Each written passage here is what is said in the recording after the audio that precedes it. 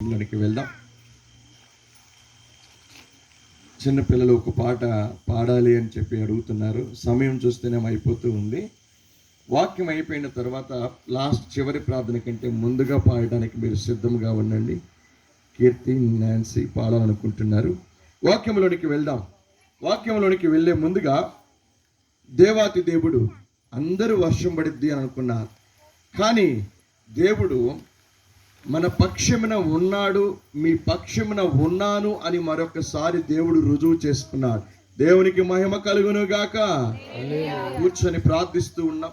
కూడి వచ్చిన ప్రతి బిడ్డ కూడా, ప్రతి ఒక్కరికి కూడా, ఇది మనందరి ప్రార్థన. ప్రతి ఒక్కరికి కూడా వర్షము పడకూడదని హృదయంలో తలస్తూ ఉన్నారు. పైకి చెప్పకపోయినా మన దేవుడు హృదయాంతరంగములు ఎరిగిన వాడు. హల్లెలూయా. ఆయన విన్నాడు. విని ఆయన జవాబు దయచేశాడు. ప్రభువా, ఈ ప్రాంతంలో పడకూడదు ప్రభువా, ప్రజలకు అవసరమైతే పక్క ప్రాంతంలో ఇవి కానీ అని ప్రార్థన చేశాం. దేవునికి మహిమ కలుగును గాక. గొప్ప కార్యము చేసిన దేవునికి అందరము చప్పట్లు కొట్టి ఆయన నామాన్ని మహిమపరుద్దాం. హల్లెలూయా, స్తోత్రం. ఆయన మంచిది. వాక్యోపదేశంలోనికి వెళ్దాం. యవన కాలపు జాగ్రత్తలు ఈరోజు అంశం గమనించాలి. యవన కాలము అని అంటే 18-20 సంవత్సరాల వారే అనుకుంటున్నారేమో, కానే కాదు. క్రీస్తులో ప్రతి వాడు యవనస్తుడే. హల్లెలూయా. వృద్ధాప్యములో ఉన్న శరీరానికి వృద్ధాప్యమే, కానీ ఆత్మకే. ఎవరైనా సరే, రవీంద్ర బ్రదర్ వాళ్ళ తల్లి గారు ఉన్నారు. అమ్మ నీకు ఎన్ని సంవత్సరాలు అన్నారనుకో, నాకు 60-65 చెప్పింది. నాకైతే ఆ వయసు తెలియదు. అమ్మ నీ ఆత్మకి ఎన్ని సంవత్సరాలు అంటే 16. ఎలా అనాలా చెప్పండి? మన ఆత్మకి ఎన్ని సంవత్సరాలు? మంచి యవన ప్రాయంలో ఉన్నటువంటి ఆత్మ 16 అనాలి. హల్లెలూయా. మంచిది. వాక్యోపదేశంలోకి వెళ్దాం. ఈరోజు అంశం ఒక మాట చదవండి. తిమోతికి రాసిన మొదటి పత్రిక 4వ అధ్యాయము 12వ వచనం. యవన కాలంలో ఏ విధంగా ఉండాలని దేవుడు మనతో మాట్లాడబోతూ ఉన్నాడు. యవనమును బట్టి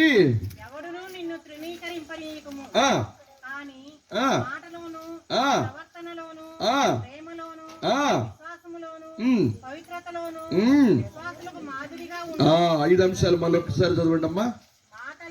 మాటలోను గమనించాలి.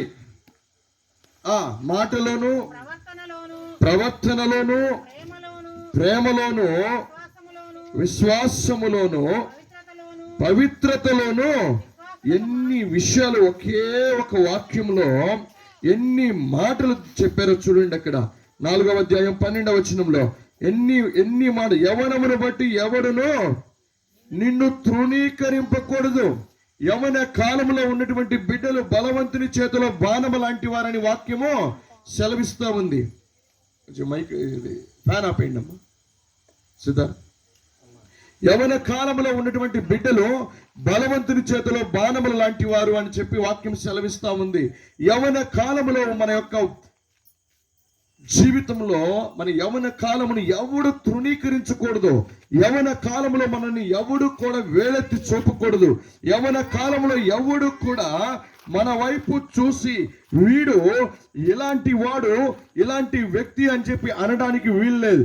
ఎందుకంటే యవన కాలంలో ఉన్నటువంటి వారు ఆయన కాడి మోయటం మేలు అని దేవుడు సెలవిచ్చాడు. కాబట్టి ఏ వయసులో ఉన్న వారికైనా యవనానికి వయసుతో సంబంధం లేదు. ఆత్మ వర్ధిల్లుతున్న ప్రతి వాడు, పరిశుద్ధాత్మ చేత నడిపించబడుతున్న ప్రతి వ్యక్తి యవనస్తుడే. మనం గమనించవలసినటువంటి విషయం ఏమిటి అని అంటే, యవన కాలంలో మొట్టమొదటి మాట చెప్పమ్మా, చదవాలి. నీ మాటలోను, మొట్టమొదటి గమనించండి, మన యొక్క మాట ఎలాగ ఉండాలి అని అంటే, యేసుక్రీస్తు చెప్తున్నట్టుగా మన మాట పుటము వేసినట్టుగా ఉండాలంటే వాక్యములో సెలవిస్తూ ఉన్నాడు. మన మాట ఎదుటివాడిని దూషించేది గాను, ఎదుటివాడిని తిట్టేది గాను, ఎదుటివాడితో తప్పుగా మాట్లాడేది గాను ఉండకూడదు.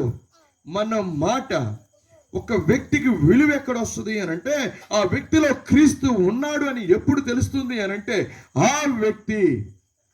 వ్యక్తి తన మాటను, అవునా, నోరు మంచిదైతే ఊరు మంచిది అన్నారు పెద్దలు. ఊరికినే అనలేదు. మన నోరు మంచిదైతే ఖచ్చితంగా కూడా మనకు మంచి, వీడు క్రీస్తు వలె జీవిస్తున్నాడు, క్రీస్తుకు మాదిరిగా జీవిస్తున్నాడనే ఒక గొప్ప విలువ మనకు వస్తుంది మన మాటలోను. రెండవది ప్రవర్తనను యవనస్తుగా ఉన్నవారు మిగతా వారందరూ గమనించాలి. మన ప్రవర్తన ఖచ్చితంగా ఉండాలి. ఎక్కడ మన ప్రవర్తన త్రొట్టిల్లిపోకూడదు. ఎక్కడైనా సరే ఒకవేళ మనము పడిపోయే స్థితి కనుక వచ్చింది అని అనుకో, వెంటనే నిలబడాలి. రోడ్డు మీద పోతూ ఉంటే వర్షం పడింది, మట్టి ఉండి ఆ మట్టి మీద కాలు పెట్టగానే జారిద్ది. మట్టి మీద కారు పెట్టగానే జారని నేను జారి పడిపోతాను అంటారా? ఎవరు అనరు ఆ విధంగా. కాబట్టి మన ప్రవర్తన బాగుండాలి. మన ప్రవర్తన ఎదుటివాడు మనల్ని చూసి, ఎదుటి వ్యక్తి మనల్ని చూసి మన ప్రవర్తనను బట్టి ఆ వ్యక్తి మన గురించి సాక్ష్యం ఇవ్వాలి. ఏమని సాక్ష్యమో తెలుసా? ఈ సహోదరుడు, ఈ సహోదరి క్రీస్తు వలె జీవిస్తూ ఉన్నారు, క్రీస్తుకు మాదిరిగా ఉన్నారు అని సాక్ష్యము పొందుకోవాలి. అంత పెద్ద గొప్ప సాక్ష్యము మనం పొందుకోవాలి. మన ప్రవర్తన బాగుండాలి, మన మాట బాగుండాలి. ఎందుకు అనంటే అనేక మంది తన మాటతోనే పాడైపోతున్నారు. అనేక మంది అవసరం లేకపోయినా కూడా మాట్లాడతారు. అనేక మంది పిల్లలు కూడా, పెద్దవారు కూడా మాట్లాడుతూ ఉంటారు. అనవసరపు మాటలు మాట్లాడుతూ ఉంటారు. అదేవిధంగా వారి ప్రవర్తన ఎదుటి వాడిని, ఒక వ్యక్తిని దూషించారనుకో, ఎదుటి వ్యక్తిని ఏదన్నా ఒక మాట అన్నారనుకోండి, వారు మన గురించి ఏమనుకుంటూ ఉన్నారు? నేను ఎవరిని? క్రీస్తు రక్తము చేత కడగబడినటువంటి వాడిని. క్రీస్తు ప్రవర్తన బాగుంది, క్రీస్తు మాట బాగుంది, నా ప్రవర్తన, నా మాట బాగుండాలి. అది క్రీస్తుకి ఆమోదముగా ఉండాలి. ఎవరు లేరు. నేను ఒక్కడే ఉన్నాను. సెల్ ఫోన్ తీసి నేను ఎవరికో ఫోన్ చేశాను. యమన కాలంలో ఉన్నటువంటి బిడ్డలు ఎలాగ చెడిపోతున్నారో మనకు అందరికీ తెలుసు. ఫోన్లో మాట్లాడుకుంటూ ఉన్నారు, లైవ్లో మాట్లాడుకుంటూ ఉన్నారు. ఎలాగ పడితే అలాగా, ఇదిగో టెక్నాలజీ అంతా చేతిలోనికి వచ్చింది, ఎలాగ పడితే వారు మాట్లాడుకుంటూ ఉన్నారు.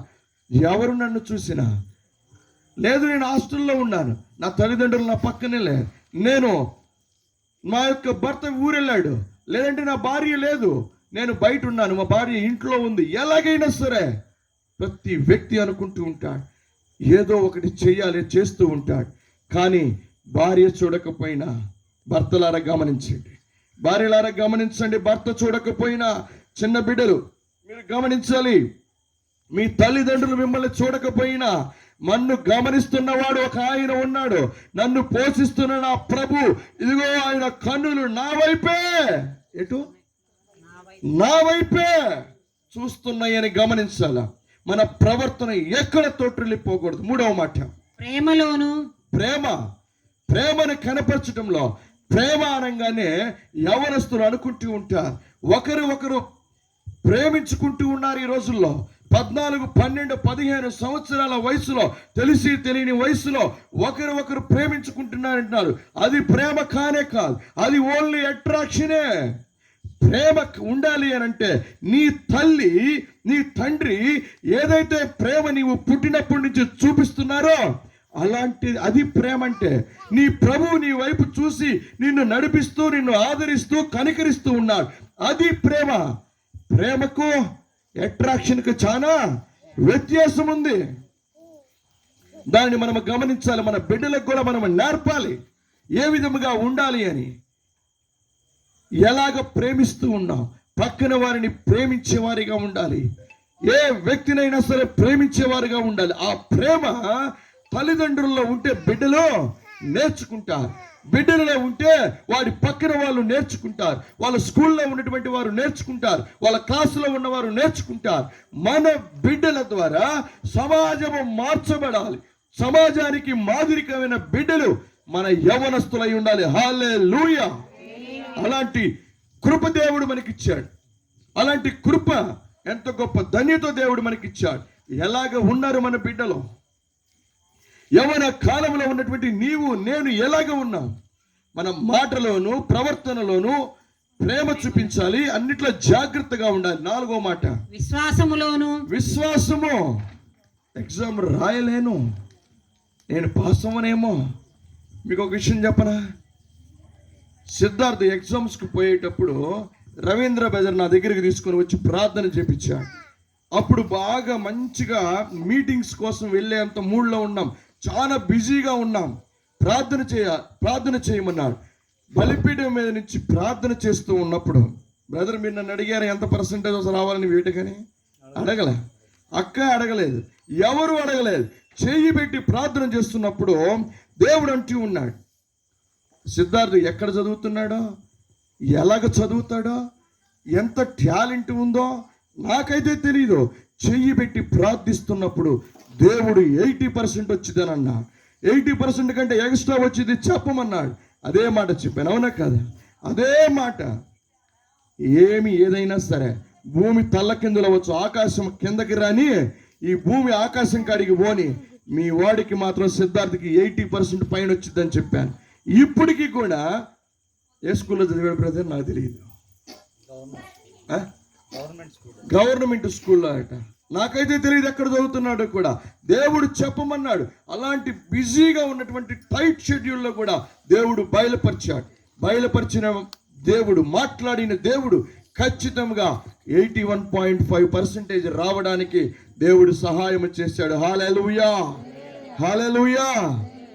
దేవుడు అనేక విషయాలు బయలుపరుస్తూ ఉన్నాడు. బ్రదర్ ప్రార్థన చేయమన్నాడు. రేపల్లిలో సీటు వచ్చిద్దో రాదో అన్న ప్రార్థన చేయండి అంటూ ఉన్నాడు. ప్రార్థన చేస్తూ ఉన్నాం. వారితో మాట్లాడి, బ్రదర్ మీరు వెళ్ళండి, మీకు సీట్ కన్ఫర్మ్ చేస్తారు. అవునా బ్రదర్, అంతేనా చెప్పింది? మీరు అతను మాకేమి మీకు సీట్ కన్ఫర్మ్ చేస్తామని నాకు కూడా చెప్పలేదు. ఆ పాస్టర్ గారి పిఏ నాకు కూడా చెప్పలేదు. అయితే మీరు పంపించండి పాస్టర్ గారు అన్నాడు. అంతే. ప్రార్థన చేసుకుని, బ్రదర్ మీరు వెళ్ళండి, ఏమి భయపడాల్సిన పని లేదు, సీటు మనకే ఖాయం. హల్లెలూయా. మన దేవుడు భూమిని ఆకాశాన్ని సృజించిన దేవునికి సీట్ ఇవ్వటం ఒక లెక్క. సిద్ధార్థకి ఇచ్చిన వాడు మీ బిడ్డల జీవితాల్లో ఇవ్వడా, మీకు ఇవ్వడా? అన్ని విషయాలలో దేవుడు నమ్మదగిన సహాయకుడు. ఆయన సహాయం చేయకుండా ఉండేవాడు కానే కాదు. మన మాటలోను మన ప్రవర్తనలోను విశ్వాసములో ఎలాగుండాలి? విశ్వాసముగా ఉండి దేవుణ్ణి అడిగితే ఇచ్చేవాడిగా ఉన్నాడు. కానీ అనేక సార్లు ఆ యొక్క విశ్వాసాన్ని కోల్పోయి అల్ప విశ్వాసంలోనికి పడిపోతాం. ఆనాటి శిష్యులే అల్ప విశ్వాసంలోకి పడిపోయారు.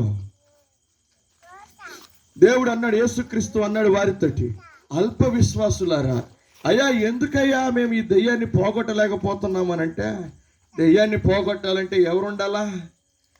పవర్ ఉండాలి. ఏ పవర్ ఉండాలా? యేసుక్రీస్తు శక్తి మనలో ఉండాలి, పరిశుద్ధాత్మ శక్తి మనలో ఉండాలా. అలాగ ఉన్నప్పుడే కార్యం జరుగుతుంది. శిష్యులు పక్కనే ఉన్నారు, కానీ గుర్తించలేకపోయారు, గమనించలేకపోయారు క్రీస్తు శక్తిని. దెయ్యాన్ని తీసుకొని వస్తే, దెయ్యం పట్టి వాడిని తీసుకొని వస్తే ఏమి ప్రయోజనం లే. ఆ దెయ్యమే వేరే మీదకి రివర్స్ అయ్యేటట్టుగా ఉంది.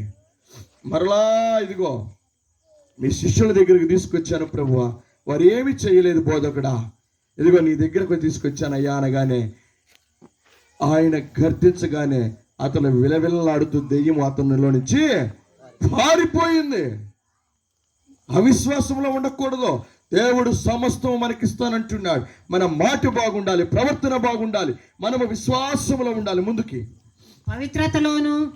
పవిత్రతలోను యవ్వన కాలంలో ఉన్నటువంటి బిడ్డలు ప్రతి ఒక్కరు కూడా సెల్ ఫోన్ వచ్చింది. ఏదో రీల్స్ తీస్తున్నారు పైకి, ఏమొస్తుందో నెక్స్ట్ ఏమొస్తుందో ఎవరికి తెలియదు. అవునా కదా?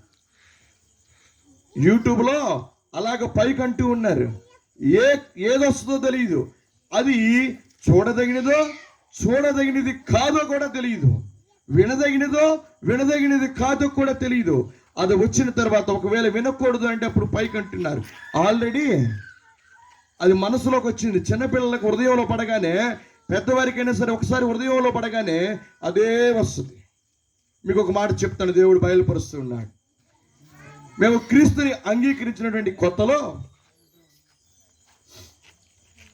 బెంగళూరులో ఉంటూ ఉన్నప్పుడు మా ఇంటికి ప్రక్కనే ఒక గుడి ఉంది. ఆ గుడిలో పాటలు పెట్టేవాళ్ళు, ఆ గుడిలో పాటలు పెడతా ఉండేవారు. ఆ పాటలు పెడుతూ ఉంటే, లేదు మేము గుంటూరు వచ్చినప్పుడు కూడా అలాగనే, గుంటూరు వచ్చినప్పుడు కాదు బెంగళూరులో ఉన్నప్పుడు గుళ్ళో పాటలు పెట్టగానే ఆటోమేటిక్గా మనం పాడొచ్చిన పాటలు కదా, మనం పూజించినవి కదా. నా మాట అర్థమైందా? పూజించినటువంటి విగ్రహాలు కదా, మరి పాటలు పాడినవి కదా.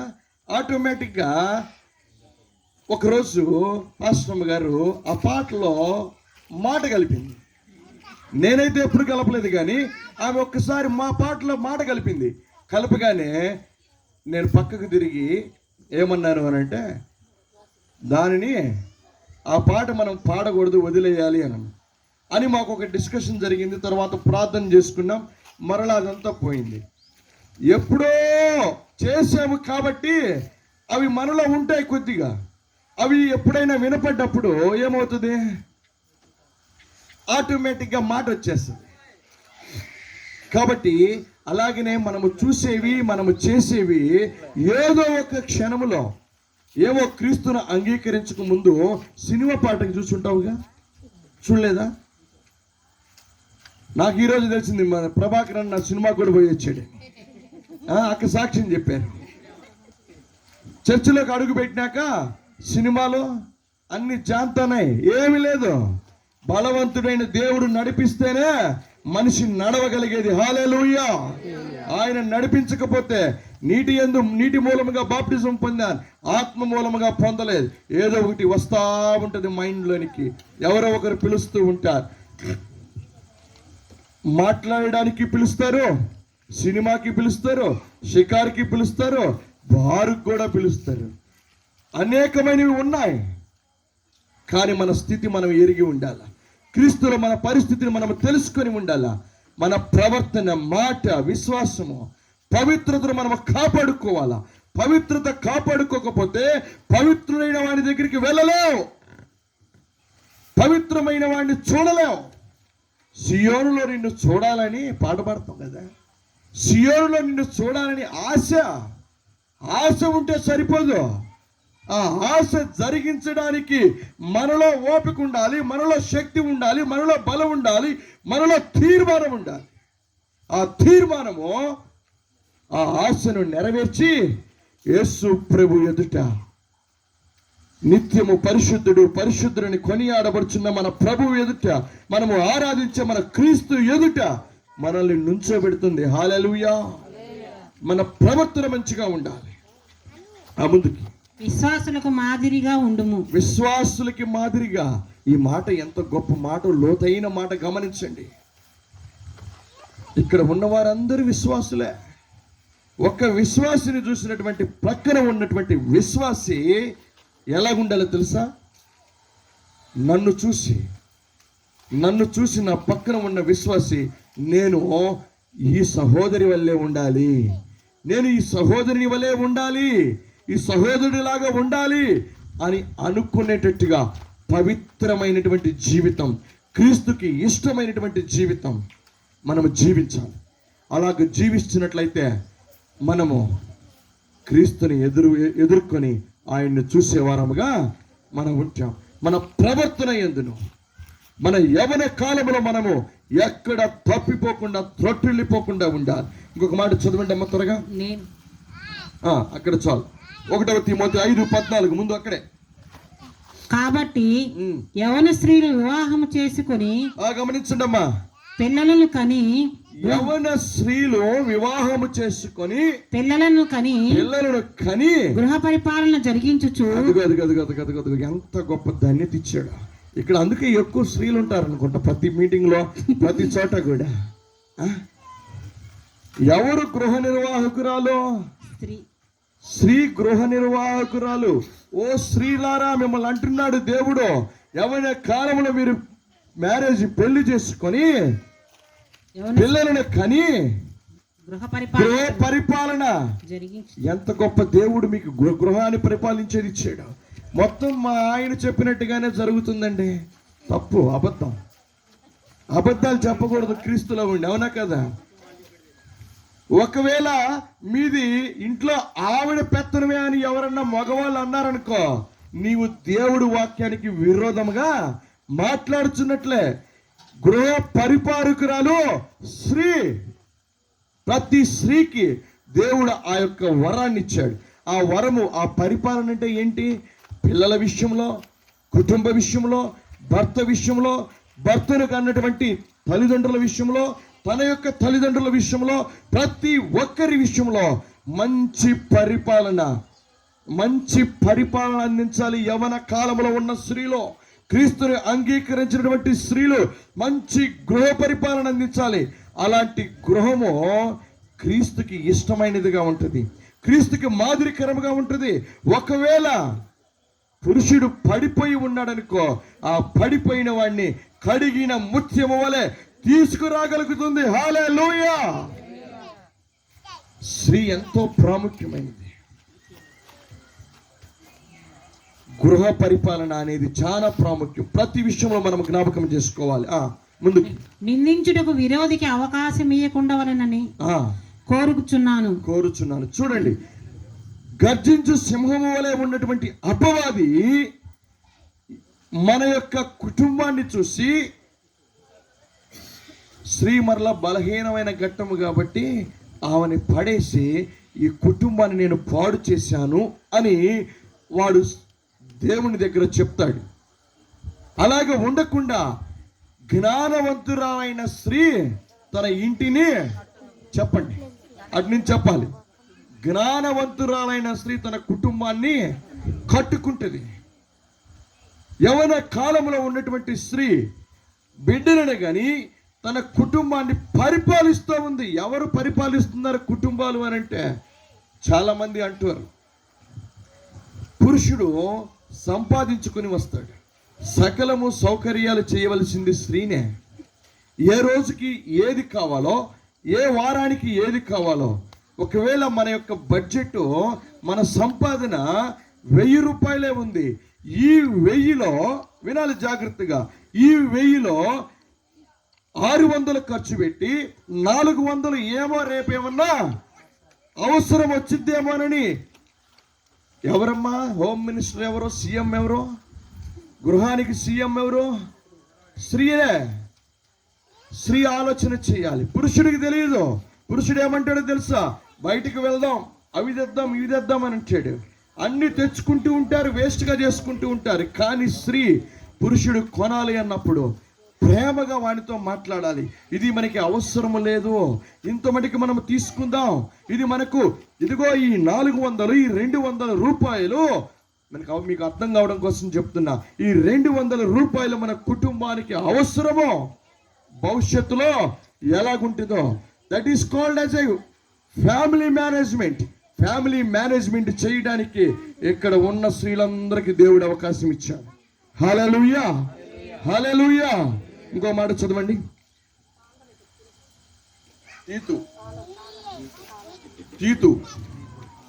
తీతుకు రాసిన పత్రిక 2వ అధ్యాయం 6వ వచనం. మైకులో చదవండి. అటువలనే స్వస్థ బుద్ధి గలవారై ఉండవలెనని యవన పురుషులను హెచ్చరించు. యవన పురుషులు, ఇందాక నుంచి అందరూ పాస్టర్ గారు స్త్రీల గురించే చెప్తున్నాడు అనుకున్నారు. స్త్రీలు పురుషులు గమనించాలి. ఇప్పుడు ఎలాగుండాలంట? స్వస్థ బుద్ధి గలవారై ఉండవలెనని యవన పురుషులను హెచ్చరించుము. యవన పురుషుల్ని హెచ్చరిస్తున్నాడు దేవుడు. హల్లెలూయా. ఈ రాత్రి దేవుడు యవనస్తులుగా ఉన్న పురుషులందరినీ, ప్రతి పురుషుడికి దేవుడు హెచ్చరిస్తూ ఉన్నాడు. స్వస్థ బుద్ధి గలవాడవై ఉండు. భార్య ఇటు అంటే నువ్వు అటు అనమాక. అర్థమైందా? భార్య వద్దు అంటే కొందాము అనమాక. ఏది కావాలో గృహ నిర్వాహకురాలకి అప్పగించు, ఆమెని దేవుడు నడిపించును గాక. హల్లెలూయా. ఈ కుటుంబము అలాగ ఉన్న ఈ కుటుంబము అనేకులకి మాదిరికరమైన కుటుంబముగా, సంఘములో, సమాజంలో ఉపయోగపడే కుటుంబముగా ఉండాలి. దేవుడు కుటుంబాన్ని నిర్మించాడు, కుటుంబ బాధ్యత ఇచ్చాడు, కుటుంబాన్ని నిర్మించాడు. భార్య, భర్త, పిల్లలు, సంసారం ఇచ్చాడు. దీనిని దేవుడు నడిపించేవాడిగా ఉన్నాడు. దానికి గృహ నిర్వాహకురాలుగా స్త్రీని పెట్టాడు. స్వస్థ బుద్ధి గలవాడివై మెలకువగా ఉండు. ఎక్కడా కూడా నీ యొక్క బుద్ధిలో మాలిన్యం కనపడకూడదు. ఎక్కడా కూడా నీ బుద్ధిలో ఎక్కడ నీకు నింద వచ్చినట్టుగా కనపడకూడదు అని దేవుడు చెప్తూ ఉన్నాడు. చివరికి ఒక్కొక్క మాట చదవండి అక్కడే. 1 తిమోతి 5:2. తిమోతికి రాసినటువంటి మొదటి పత్రిక 5వ అధ్యాయము 2వ వచనము. అన్నదమ్ములని, యవనులను, తల్లులని, వృద్ధ స్త్రీలను, అక్క చెల్లెళ్ళని పూర్ణ పవిత్రతతో. ఒకరికి ఉంటుంది, కరెక్ట్ గా చదవాలి. అన్నదమ్ములని, యవనులను, తల్లులని, వృద్ధ స్త్రీలను, అక్క చెల్లెళ్ళని పూర్ణ పవిత్రతతోను యవన స్త్రీలను హెచ్చరించుము. నిజముగా అనాథలైన విధవరాండ్రను సన్మానింపుము. అనాథలైన విధవరాండ్రను సన్మానించుము. అయితే ఏ విధవరాలికైనను పిల్లలు గాని మనుమలు గాని ఉండిన ఎడల గమనించండి. వీరు మొదట తమ ఇంటి వారి ఎడల మొట్టమొదటిగా తమ ఇంటి వారి ఎడల భక్తి కనబరచుటకును, భక్తి కనపరిచేవారిగా ఉండాలా. మన బిడ్డలు చాలు, మన బిడ్డలు. చాలా మంది కుటుంబాలలో ఇప్పుడు కొత్తగా మ్యారేజ్ అయిన వాళ్ళు కోడలు వచ్చిన తర్వాత అత్త మాటకి పెద్దగా పలుకుబడి ఉండదు. అవునా కాదు? అత్తలు ఉన్నారు, కోడలు ఉన్నారు. నిజం చెప్పండి. కోడలు వచ్చిన తర్వాత అత్తకి అంత పలుకుబడి ఉండదు. అత్త అనుభవజ్ఞురాలా, కోడలు అనుభవజ్ఞురాలా? అత్త అనుభవజ్ఞురాలు. యవనస్తులకి ముసలివారును, అన్నదమ్ములకి యవనస్తులు, స్త్రీలకి ముసలివారు. సంఘాలలో చాలా మంది వృద్ధాప్యంలో ఉన్నవారు చాలా మంది సంఘంలో పెద్దలు నియమిస్తారు. ఎవరు ఈ పెద్దలు అంటే, ఎవరు ఈ పెద్దలు? మంచి వయసులో ఉన్నవారు, కొంచెం అనుభవ రీతిగా ఉన్నవారు. ఈ సంఘంలో ఉన్నవారు ఎవరైనా సరే త్రొట్టిల్లిపోతున్నారనుకో, వారికి చెప్పగలిగినటువంటి సమర్థం కలిగిన వారిని నియమిస్తారు.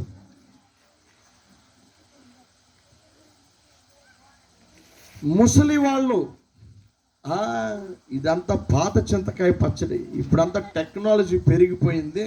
మా అత్త మాట, మా అవ్వ మాట, మా నాయనమ్మ మాట వినాల్సిన అవసరమో లేదు అనుకుంటున్నావు. కానీ పెద్దలే చెప్పారు ఒక మాట, పెద్దల మాట సద్దన్నం మూటని. ఎలాగుంటుంది? బలంగా ఉంటుంది. మనం గమనించాలి ఆ మాట. వారు చెప్తున్నారులే, మనం వినకూడదులే అనుకోకూడదు. దేవుని వాక్యం సెలవిస్తా ఉంది, వృద్ధాప్యముల ముసలి వారి యొక్క మాట యవ్వనులైనటువంటి అన్నదమ్ములు కానీ యవ్వనులు కానీ ఆ మాటకి లోబడాలి. ఆ మాట క్రీస్తుకి వ్యతిరేకమైనదైతే లోబడవలసిన అవసరం లేదు. క్రీస్తు మార్గంలో ఉండి మనకి బోధించినప్పుడు, తెలియపరిచినప్పుడు ఖచ్చితంగా ఆ మాటకి మనము లోబడాలి. మా నాయనమ్మ గారు మార్చి మాసంలో 13వ తారీఖు చనిపోయారు. నేను ఉద్యోగం చేసుకుంటూ గుంటూరు వచ్చిన తర్వాత నాకు ఒక మాట చెప్పారు. చక్కని మాట. పరిస్థితులు మారిపోయాయి. ఆమె బయట కూడా తిరగదు, బయటకు వచ్చి కూడా ఉండదు. పరిస్థితులు మారిపోయాయి. ఆమె చెప్పిన మాట మీకు ఎగ్జాక్ట్గా చెప్తున్నా. పరిస్థితులు మారిపోతూ ఉన్నాయి. బయట అంత చక్కగా అనుకున్న రీతిగా లేదు. కానీ నీవు ఎవరికైనా సరే, నేను ఎవరికైనా డబ్బులు ఇస్తానేమోనని ఆమె బాధ. నీవు ఎవరికైనా సరే ధనం ఇవ్వాలి, డబ్బులు ఇవ్వాలి అనుకుంటే 1000 2000 ఇవ్వు, మరలా మర్చిపో ఆ డబ్బుల గురించి. అంతేగాని అంతకంటే ఎక్కువ మాకు నీకు ఎవడు తెచ్చేవాడో అని చెప్పి ఈ మాట చెప్పింది ఆవిడ. అలాగనే మన క్రైస్తవుడే ఇబ్బందిలో ఉన్నారు, లైవ్ ఉంది అయినా పర్వాలేదు, ఇబ్బందిలో ఉన్నాడు అని దాదాపుగా చాలా ఇచ్చాను. కష్టంలో ఉన్నవాడికి సహాయం చేయాలి కదా అని. అవతలి వాడు కూడా దేవుళ్ళే ఉంటే వస్తుంది. 4 సంవత్సరాలు అయిపోయింది. మన ఆయనమ్మ చెప్పిన మాట, పెద్దవాడు చెప్పిన మాట నిజమైందా లేదా? ఇంతవాడికి డబ్బులు రాలేదు. ఒక క్రైస్తవుడే, అతని పేరు కూడా చెప్తాను, సహోదరుడు మైకిల్ మన దగ్గరికి కూడా వచ్చాడు. విశ్వాసే కానీ రాలేదు. ఎందుకు రాలేదు అని అంటే, నేను మా నాన్నమ్మ గారు చెప్పిన మాట విన్నున్నడితే ఆమె చక్కగా చెప్పేది, 10 మందికైనా 20 మందికైనా లేని వానికి అన్నం పెట్టు, ఎంతమందికైనా చెయ్యి, కానీ డబ్బు మాత్రం ఎవరికి ఇవ్వ మాకు అని చెప్పేది. ఇస్తే 1000, 2000 వాడు ఇవ్వకపోయినా పర్వాలేదు, ఇవ్వడానికి అనుకొని నువ్వు ఇవ్వు అనేది. కాబట్టి గమనించండి, పెద్దవారు ఈ విధముగా మనకి చెప్పేవారు. పెద్దవారి మాటను తోసివేయమాకండి. కోడలలారా, మీ అత్త మాట తోసివేయమాకండి. మీ బ్రతుకు మారడానికి, మీరు ఆశీర్వదించబడడానికి